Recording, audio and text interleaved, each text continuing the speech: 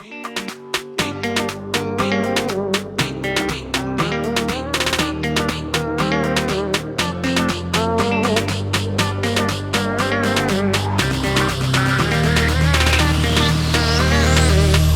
hope you're enjoying Nairobi so far. Indeed, yeah, I can at least confirm that I love the weather, yeah, and the food, and most important, the people. Aw. Everyone is super nice and super relaxed, and you don't find that in a lot of places, I have to say. Well, I think it's because we're not sitting in traffic right now. Meet us in traffic and it's a whole different situation. So today we get the opportunity to meet Yara. And one of the things, as I was kind of going down the internet hole of researching you, that really struck me is you write in so many different forms. You write in poetry, you write essays, you've written novels, you have a podcast, you write, I think you did screenwriting, I did screenwriting. Contemporary art. Like, it's phenomenal. And we've heard a little bit, how Rachel introduced you as the daughter, the granddaughter, great-granddaughter of, the daughter of. So I guess my first question is, who is Yara? That's a very good question. No, maybe I would first start by that statement that in fact it began as an Instagram post that ended up in the newspaper in red letters, and that definition of my personal history is something that it's common to a lot of people from my generation. So it's not only my story, it's the story of a lot of Angolans, in fact, a lot of people from Africa, from countries that have been colonized. So I think that's why it relies so much power in the words. And I still remember then when I wrote it, it was after published my book, and I was still reflecting on its content. I wrote the quotes, and I called my mother because I was insecure to post it. Because I was thinking, okay, maybe people are not going to react well. What's my family is going to think? Because also there was a lot of hidden stories also in my family. I discovered that my grandmother, she was an enslaved person while I was writing my novel. And it was beautiful because my mother, I asked my mother, do you think I should publish, I should put on Instagram? And she asked me, isn't that the truth? And I say, yes, so published. So I think that was a very beautiful way of my mother to tell me, you should not be ashamed of your reality, of your identity, of who is Yara. So I think that's part of my past, my history, my background that builds into what I am today as a person. I still remember from a very early age that I wanted to write. It was always my drive. But because my family also they had to flew out of Angola due to the civil war, so we were really refugees in Portugal, and it comes with quite a big loss, economical loss, emotional loss.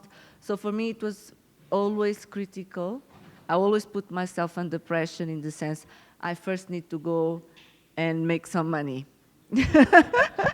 And everyone knows you don't make money through And writing. everyone knows that you don't make money through writing. So really, I went to study human resources. I work in the human resources field for 15 years. I've been also an entrepreneur. So after working on a company, I opened my own company. Basically, I was working towards the mission to become a writer, to save all my pennies. Really, that's what I work for.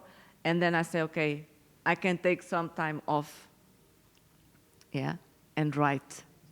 And my grandmother also tells a very funny history that when I was, even this in Angola, when I was 1 year or 2 years, that in Angola, and I still have, by the way, that notebook, because my family, they saved everything. I'm not sure if it's...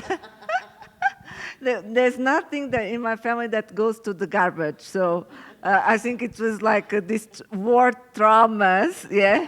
So we can keep it for tomorrow. So I still have this notebook. My grandmother, she was a teacher in Angola, and in the wartime, there were not school books. So she had to do the school books, and my mother, she was the one also helping. So I would always carry this little book and say, do you want to see my book? So I think it was already burning with me. So I believe I have different types of expressing my creativity. Rather it is through writing, that can be through a novel or through a poetry, or talking. I talk a lot, as you can already see. It always came also in my end of school reports. She talks a lot. So I find always myself a very extrovert, creative person, but in the same way, very conscious and observer. I've been always an observer, I would say. So Yara, you've written how many novels? Just the one novel. But you started writing in I started publishing. Publishing in 2018, right? So she started publishing in 2018. There's a novel, there's poetry collection, there's several short stories, essays. How do you know what a piece of creative expression wants to be? What form it wants to be? I think it comes very spontaneous. And also, it's something that I also need to share with you. Along these 15 years that I was working in the corporate world, I always had my side passions. So I went to study contemporary art. I went to study screenplayer. So I was always with the foot on the creative side. So sometimes it depends. It depends the message that I want to convey. For instance, it was easier for me to write a novel, to tell the story of a family that can be also my family, and focus the importance of the war impact on the losing ties. What is the impact of war in ordinary people? Yeah, what people lose when they are in a war context. And I think this might be a nice time to actually read a little bit from the novel, Loose Ties. It is, hang on, there's something I wrote here, right. Described as a lyrical narrative of sisterhood, loss, and the eternal quest for love and acceptance. So I'll read the opening, because the opening is so beautiful. Thank you. And we'll just do the first page.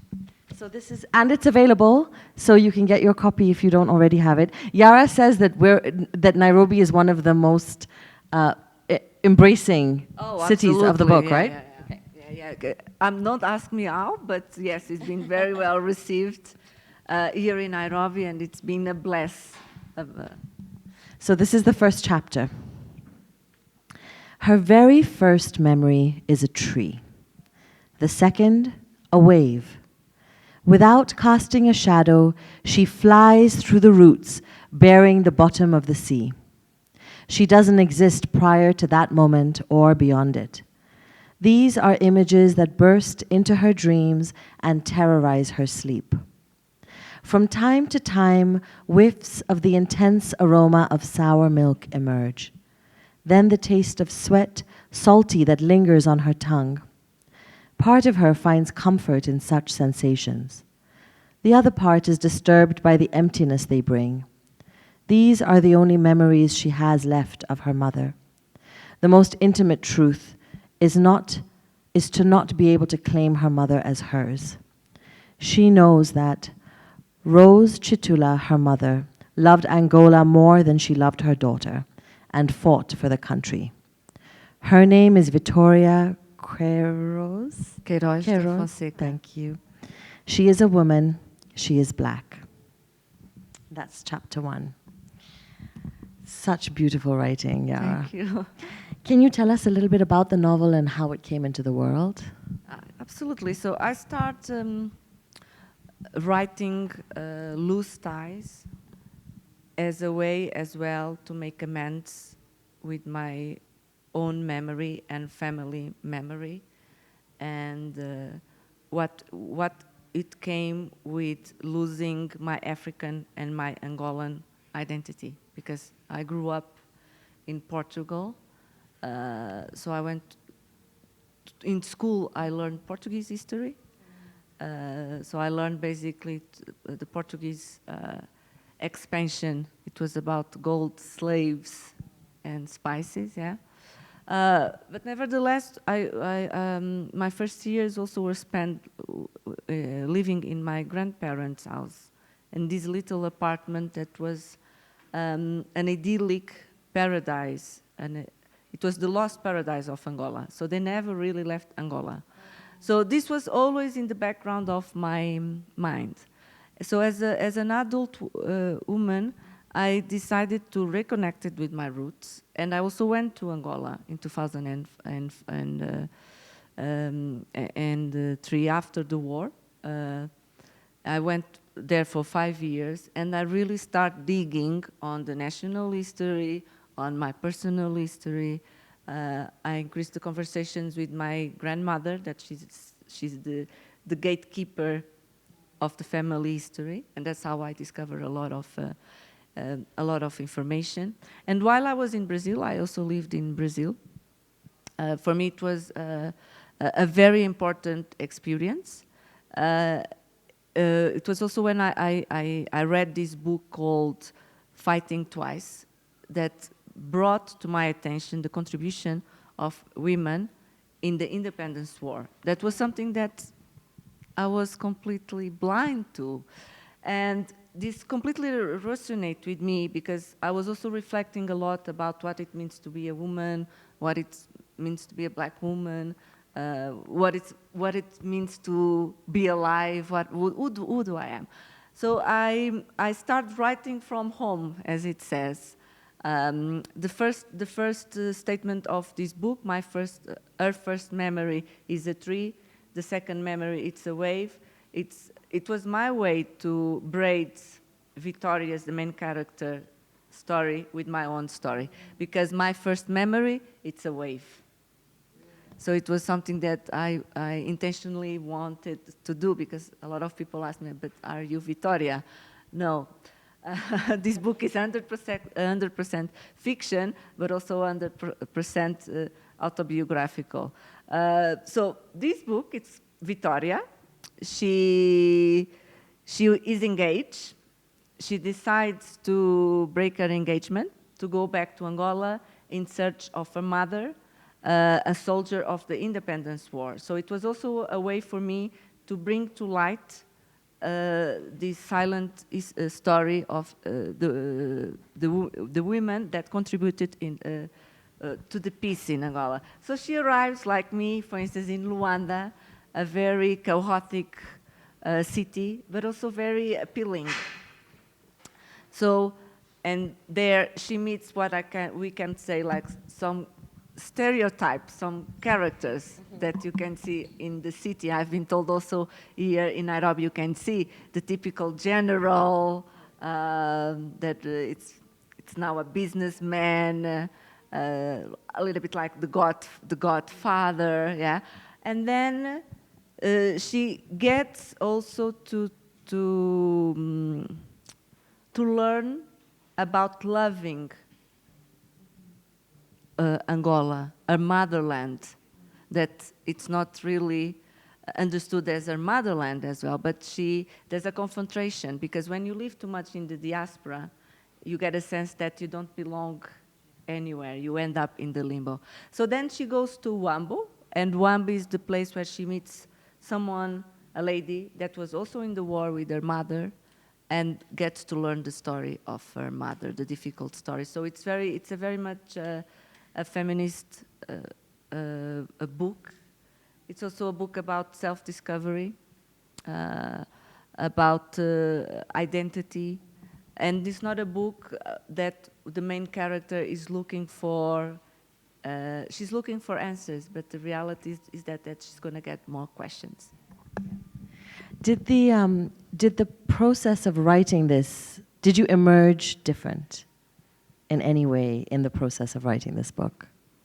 Absolutely, depending on the emotion dynamic of the scene that I was trying to describe. I apply different types of I even would say techniques. Okay. Yeah, for instance, I had there was some music. So for instance, I was writing about the Luanda vibe, that it's a little bit like the Nairobi vibe with all the traffic.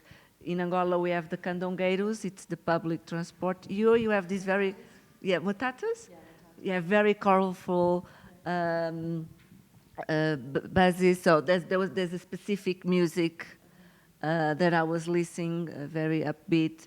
There was other scenes. They were very hard for me to write. That in fact I cried. So there were moments that I had even to stop writing and reflect and maybe just put it on the side for a little bit. It's not that I'm a senior writer, but what I tried to do is to acknowledge what was working for me and what was not working for me, and also respecting my own rhythm. Yeah, I think it helped, in fact, that I didn't study literature, so I didn't have rules. Yes. You were free to just so explore. The absence of rules sometimes can be very, very good. Yeah. But it was a book. I enjoyed writing the book. I never read my book again, I have to say. You haven't read it since you've... Oh, really? No, it was finished. It was finished. Yeah. Done. Amazing. Should we move to a different form? I was thinking maybe we could move to essay. This beautiful, beautiful essay in which you describe yourself as a guardian of material memories. I'm just going to pull out my phone, because I have it on my phone, and read you a little excerpt. And maybe, Yara, maybe you can share a little bit about what you wrote the essay for, and it's the old papers. Yes, so my book, this novel, and in fact also my poetry book, or the foundation of my writing, I realize, it's memories. It's my grandfather's physical archive, and also the stories that they are told and that my grandmother told and keep on telling me. So oral novels, yes, if you can say so. Memory is the base of my work. This text was requested by a university project that they worked with people from my generation, and they call what they call post memories. I didn't remember the war, but I heritage the trauma of my family. So it's on my ADN, because it's something, it's like it was almost created memories. That's what they call, that's what post memory is? Post memories. This generation, Got I it. didn't was in the war, but I still heritage the consequences of war. Right, and in your body. And embedded in your body. Yeah, okay. So if you go to Yara's website, you'll find a lot of her work on the website, and she's published in Granta and various other magazines. This, I won't read the whole essay, because unfortunately we only have an hour, but just a little bit. My maternal grandfather died at home, surrounded by his family, looking up at the big map of Angola hanging on the wall by his bed. He had lived in Portugal for almost 20 years, but he never abandoned the country where he was born. In reality, none of us have. Not that the family ever considered returning, just that it was possible for us to be in two places at once. In the end, we are anywhere. Can I pause actually for a moment? Yeah. Very intense for me as well. Yeah. What do you mean by that? We are anywhere. Can you? No, that's what I was describing. I'm going to give a very simple example. My granny, she's already living in Portugal for 40 years, but she likes your dress. Oh, I had a similar dress like yours in Angola. She never. So everything, all the good memories, and this is what happens. This is what happens with us people. We always keep the good memories, never the bad memories. So basically, they forgot, or they decide to forget all the bad stuff and remain with the good memories. So on this apartment in the suburbs of Lisbon, a lot of the furniture was still from Angola, the food still from Angola, the same conversations over and over again. I still remember during family lunch times, all these good memories. So they never really left the country. And that was really a huge problem. I wish they could have left the country. And I think that's why also in my book, one of the scenes, it's forgetfulness or forgiveness ritual that the grandfather do and says, okay, now we need to leave. What it stays in Angola remains in Angola. Because I think my family never did that and never allowed them really to move. And that's why my grandfather, he died in 2005. He died in front of his bed. He had the map of Angola. That's a super strong image. He never left it. And after he died, he left all these old papers, as it's the title of the book. And for some reason, my immediate instinct was, okay, I keep everything. No one's going to throw anything away. I want to keep it. But I was only able to really touch it, because there's, of course, an emotional connection, after 10 years. I'm curious, aside from like the physical, tangible, like material objects, what are the other ways in which your family kept memories alive, like through the generations? Okay, so through the generations, I don't know my generation that far away. Okay, I know that my grandmother, she's still, and for me it's one of my priceless, precious object that she has. She has my grandfather mother hair comb. Okay. But as you understand, Angola was colonized, so basically I have two lines of heritage. Yeah. The Portuguese and white line, and the Angolan and black line. So I can only know my history until the third generation, and that is already, I believe, a privilege for a lot of people. And also because of the war, my family lost a lot of albums, photographies. What my grandfather did, I think he was a collector in that sense. He kept a lot, I think what we would call, why do you want to keep this garbage? Yeah, a check, a receipt from Macondo festival. Yeah, all these little stuff that you can imagine, stamps, day-to-day papers, what else? Bags. Yeah. For instance, I still have the bag of, they had a shop, I still have a bag of that shop.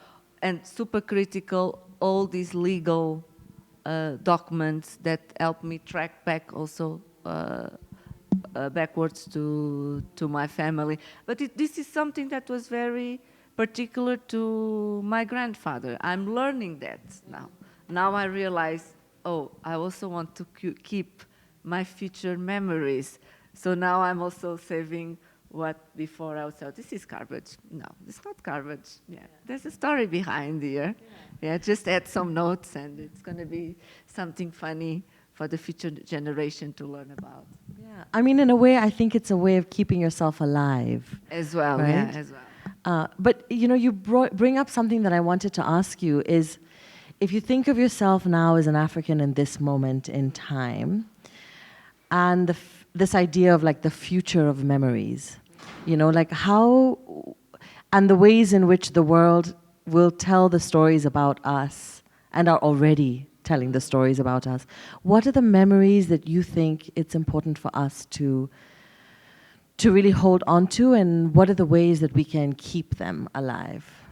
I think for me, what I've learned is we cannot control the official history. In fact, several countries, as you know, it's very easy to rewrite the history. Yeah?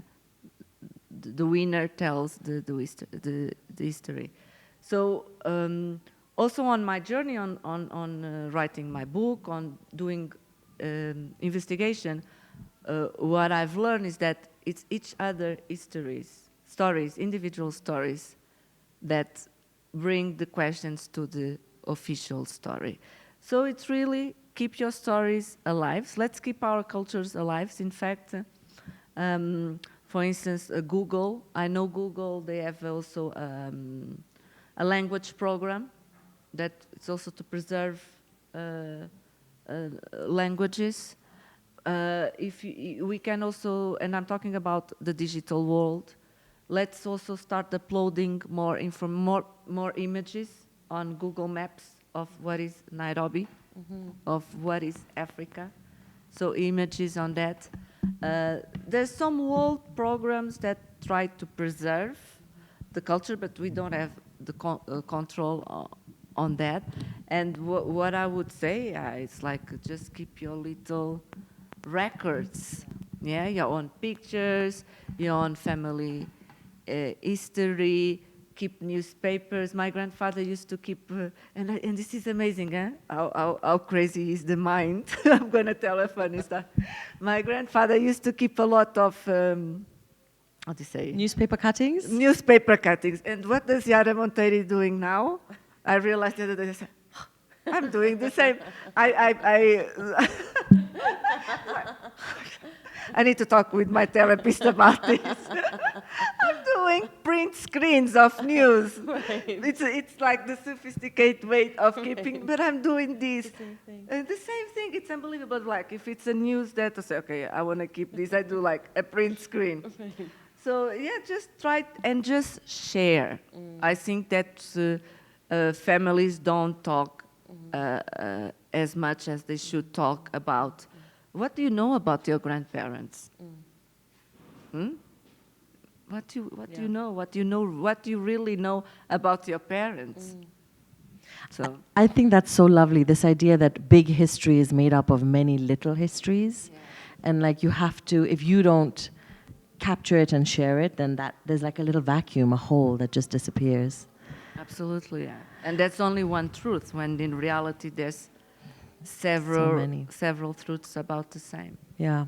Okay, so Yara, let's move now on to your poetry, which I've just discovered and is so beautiful. Before I read it, your poetry is described as ecofeminist, right? And this idea of poetic memory. Can you tell us a little bit? We're going to have to talk a little louder because I can hear the musicians are... It's good, we have a soundtrack. We do, there's a score. Yes, that's a privilege.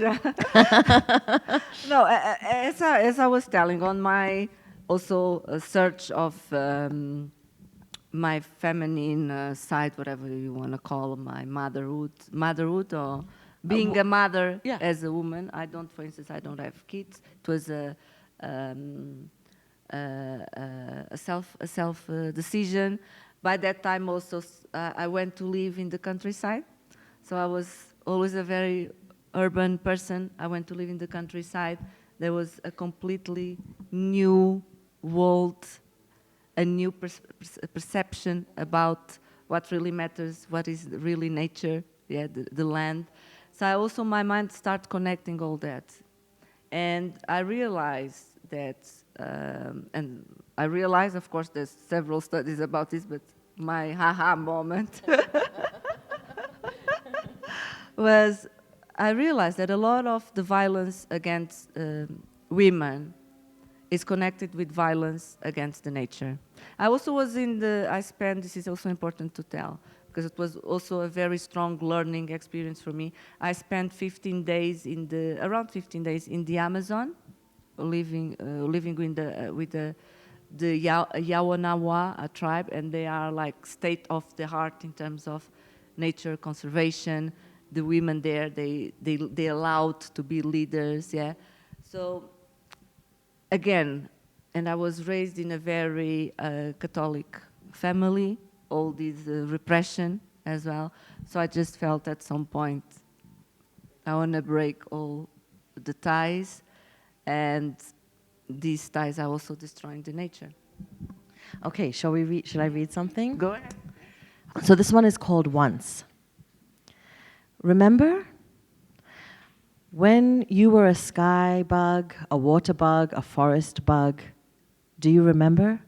The entirety of our house from the old time where life flourished. Our bodies made of earth, our gestures free, colorful, irrigated with the saliva of the soil. Gestures still to be analyzed, structured. Next to yours, which are ours, pulsing, immersed, making the world, creating cosmos. We, the ones from the beginning, remember? In my lap, you sucked the green sap from my pots.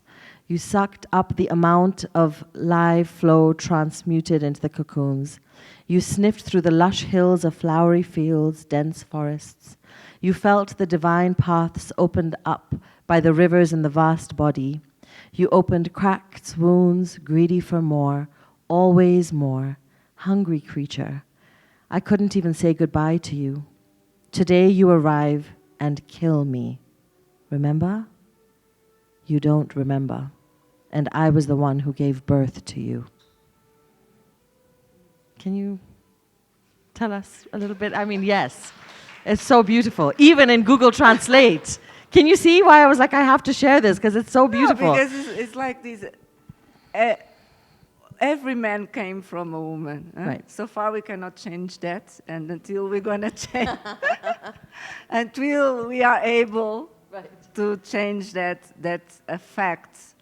So every violence toward a woman is toward your mother. Yeah. And the humanity's mother is the nature. Yeah. So how cannot connect both? Yeah. Right. And I think that's one of the things that's so really interesting and powerful about that ecofeminist lens is you're connecting all these different things that patriarchy tries to keep separate. Exactly. Right? Very good point. Great. Well, I think maybe we should open up to the audience. Sounds a good idea. If you have a question or would like to share some poetry with Yara, or a comment, feel free, just raise your hand and a mic will come round. Yes. Rachel's there with the mic. I have not read your book, but I definitely want to read it. So it was initially written in Portuguese and then translated into English. Did you write it for Angolans in Angola or for the Angolans in diaspora or? I'm just selfish. I wrote it for myself. Perfect. Because I had big issues to solve. And writing was, I thought, a good way. No, I wrote it by myself. It was like something deep that was bothering me. And I believe by that time the best way to tell was through fiction. Because I also didn't want it to get too personal. I wanted to keep some distance in order to write a relative good book or a relative good story. Otherwise, you get emotions in the way of your writing, and that can be a problem. What happened is, of course, because do you know and I think it happens in our day-to-day life as well. When we ever have a problem, we always think that we are alone. Yeah. I thought that I was alone. That was only questions of my mind. And it was beautiful to see when I wrote the book and I published, I'm not alone. A lot of people, even a lot of people not from Angola, from Portugal, people from here, from Kenya, people from Germany, from Brazil, they can relate it to the story. I mean, I've related too in terms of, you know, my ancestors would have come from India and definitely kept a certain part of that alive. This idea of a little India also here. Exactly. You know, is not unfamiliar. Thank you for sharing. So thanks for the talk. A lot of it was very interesting. My question, if I could have a preamble, would be the gateway to writing often comes from trying to solve. Sorry, can you just talk a little bit? Okay, louder, so the gateway to writing, from my perspective, has always come from the need to solve inner turmoil of some sort. So my question would be, how do you avoid a scenario where all your writing is focused on negative things going on in your life? I don't. First, also what I learned with this book is that there's no good and bad sides. In fact, the main character Victoria, she got to a point very frustrated because she didn't got the answers, or the answers that she was looking, she was not getting. So Juliana, very wise, she asked her, which truth do you want? My truth, your mother's truth? So what are we looking, what do we really want? And also, and this is my personal perspective, and of course I grew up in the hard way. And one of the things that I had to make peace with my own ghosts is that it's okay if you don't have answers. The why did you did this to me? Why did this? It's okay. Not everything has an answer. And what you say, it's good, because if you say you talk from a turmoil, you talk from your heart. Yeah. What I think it's difficult, or what was difficult for me to do, and I had to make an effort, was to put myself in, for instance, in the aggressor shoes. Understand him and love them. The oppressor, for instance, the oppressors, for instance, that's why the character that I love the most is the general, Zacarias, and he's a raper, but he's a lovely guy at the same time. It depends of which side of the person you know, because good people do very evil stuff, and evil people do very good stuff. So if what I'm saying is that there's some emotions or some facts that I'm not ready to deal with, you need to keep it to rest. Maybe that's why also I took so long. That's why I'm telling. I took 10 years to be able to go through my grandfather's archive, because I knew I was not ready to have the right distance, the right emotional distance, the right impartiality to do it. So that's super difficult, I would say. And it comes in your writing if it's just, the writer was just anger. It's not being, and that becomes bad writing.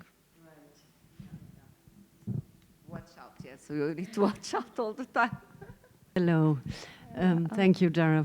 Thank you very much that you are telling us your story, which is also a personal story. And I listened quite well that you have grown up in a very Catholic family. I know what it means, and this also means that we tend to see the world in black and white and good and bad, and it is a journey to say goodbye from these categories. And I think this is something that is the best that literature can give me, for example, to see I could be this other person as well. So who decided that I was born in Germany and not in Kenya? My question would be, when I understood properly, your poetry came after your novel, is that right? The publishing, yes. And the But I start writing, yes, writing- I wanted to ask, how did you come to the poetry? Or was it a parallel process, or how are they connected, the novel and the poetry? So I think first, that's what I'm saying. Now I can say this because also one of the things the Catholic system does to us is that you cannot talk well about you or too much. You always have to be humble. But I think I was always a writer. Yeah, I always write from my teenage times. I always write poetry and short stories from my teenage time. Okay, it happens that I published first the novel and afterwards the poetry. But the poetry came as well, and this is also important. Some of the poems, the most intense poems, again, they related also with some family histories. They came because I had to stay, my grandmother during the first lockdown, she got very sick. So I took her to my house and I stayed with her. And she also had some sort of mental breakdown. And a lot of her own ghosts came to alive, and she just wanted to talk. And of course, I had to be strong enough to listen. I couldn't just also have a meltdown. Okay, to melt. And all the ghosts. That's why the book, it's called Memories, Apparitions, and Arrhythmias, because that's the summary of those times. And it was so intense, the stories that she was telling me, that I think there was an urgency to tell it short and in a poetic way. And that's what happened. So I have a story called Model 36. This poem, it's about when my grandmother, she went to live in Portugal, and people would make fun of her bright colors, her clothes, bright colors, about the flowers in her skirts, and then she started dressing in more gray, brown colors. And she was still traumatized with 85 years old. Yeah, she still remember how painful it was to her. So it was also these family stories came, and I think I said this needs. It was like an urgency, really. I didn't spend. Normally I said, people ask me, okay, how long it took to write this book, the poetry book? And I say it took me one century and 42 years. Yes. It took me 1 century and 42 years. So I think I have several streams of expression, and whatever it comes, I would say.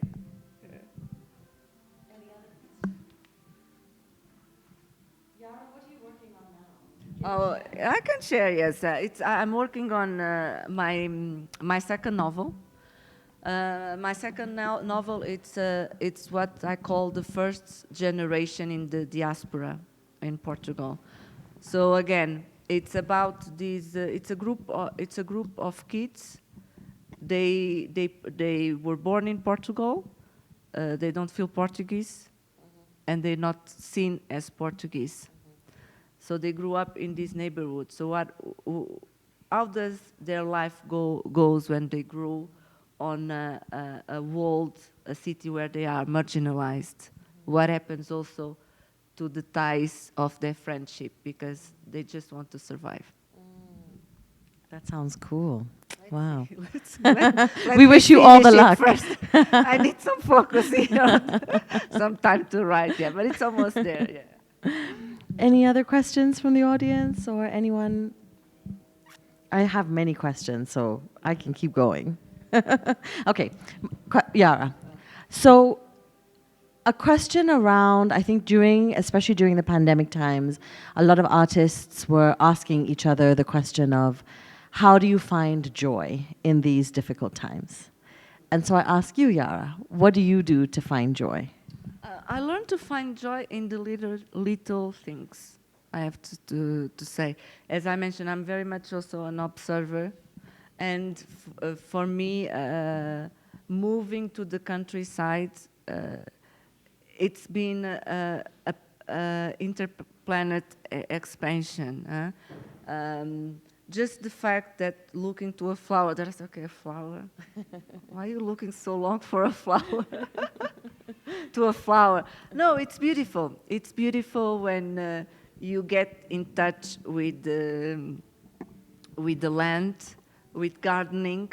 I have a garden that it's been my last and best teacher because it helps me to deal with my anxiety, my sense of urgency. It helps me deal with death because sometimes I plant very beautiful plants, no? We say? Yeah. And then flowers, and then I said, but what happened to you? I gave you water, I gave you sand, I even love you. What happened to you?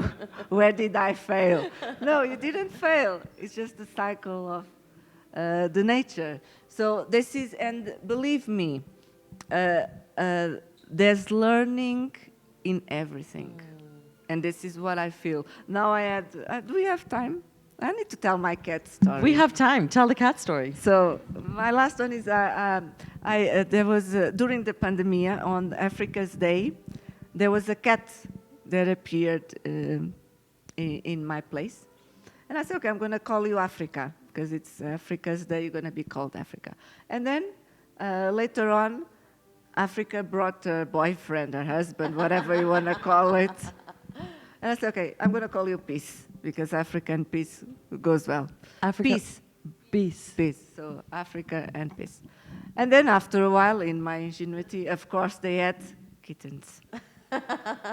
So now in the land, I have 5. I'm feeding 5, a family of cats.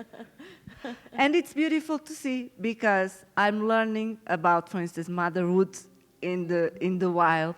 How good she was a mother in the sense, because she's no longer, I'm going to explain. No, she's still a good mother, but I'm going to explain.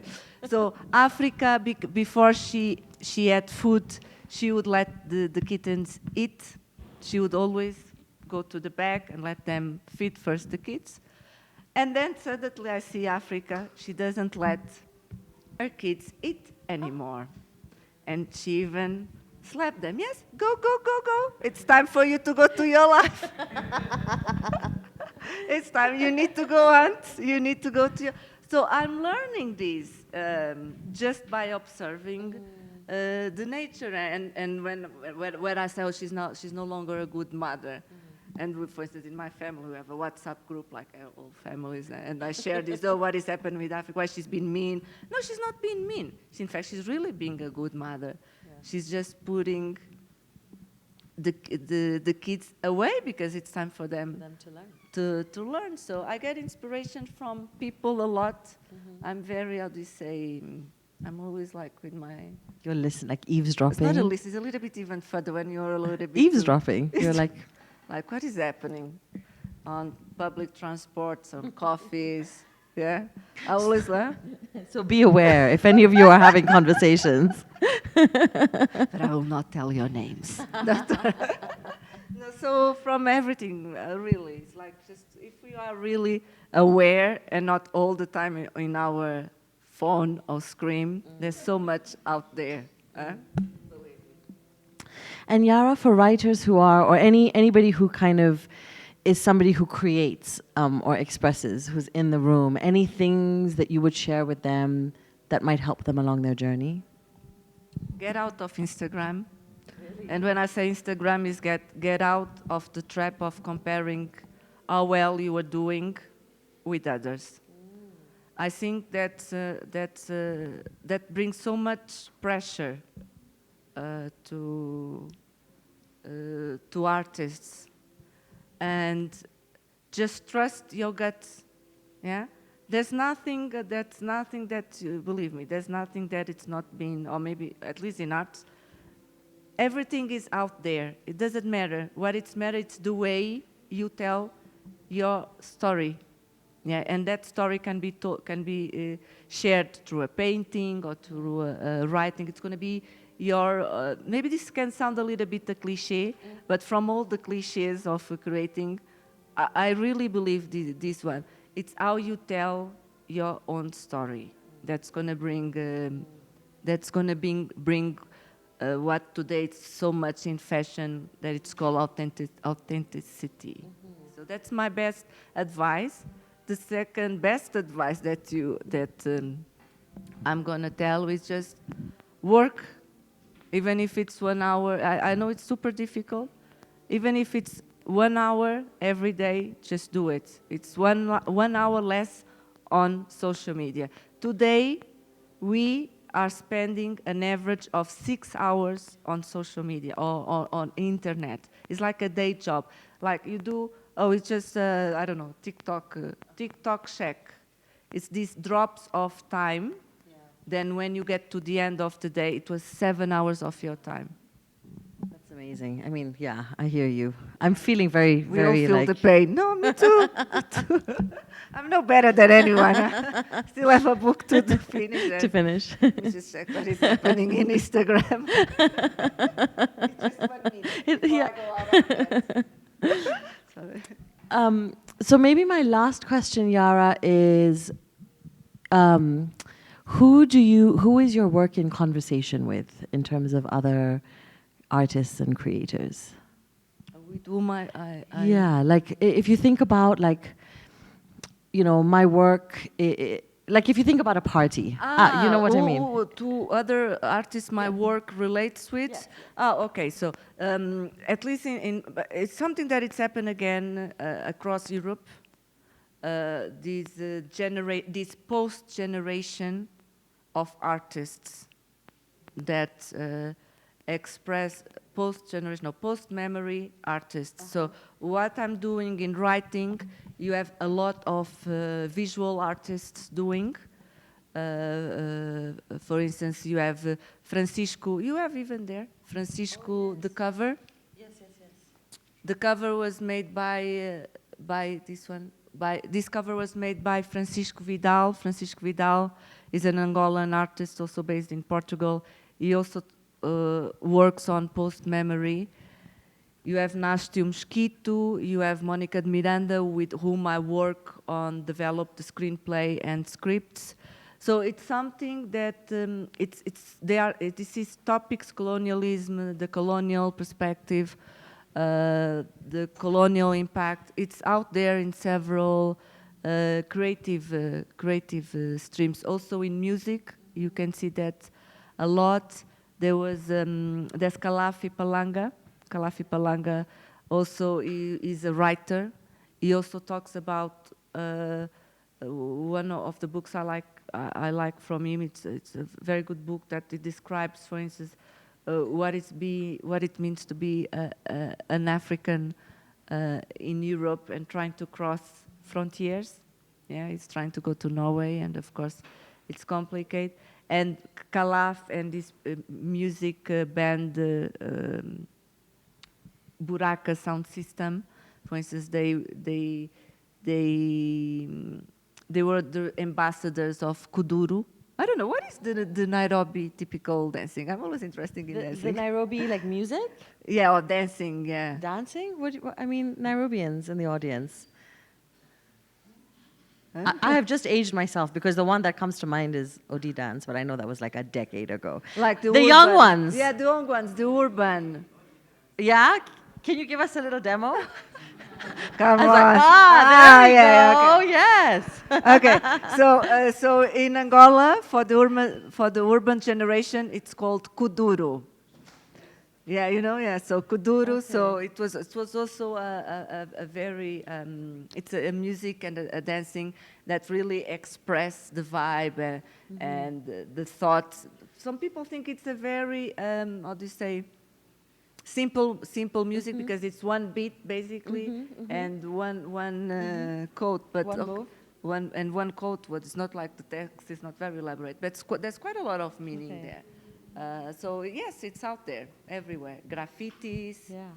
There's also quite a lot of thinking now on the meaning of the monuments, colonial monuments in Portugal. They should really be there because you have black Portuguese and they still not be considered Portuguese. So who wants citizenship and who regulates citizenship. Yeah, yeah. And this idea also of like memory being held in things that are intangible, like that you can't touch, like in the movement of the body and in song and in, Yeah, exactly. you know. It's beautiful. Yara, that's all the time that we have. Thank you so much for this wonderful conversation, for sharing your work, and for all the incredible things that you do. Please, if you, ladies and gentlemen, if you can... Thank you. Thank you to everyone. And thank you.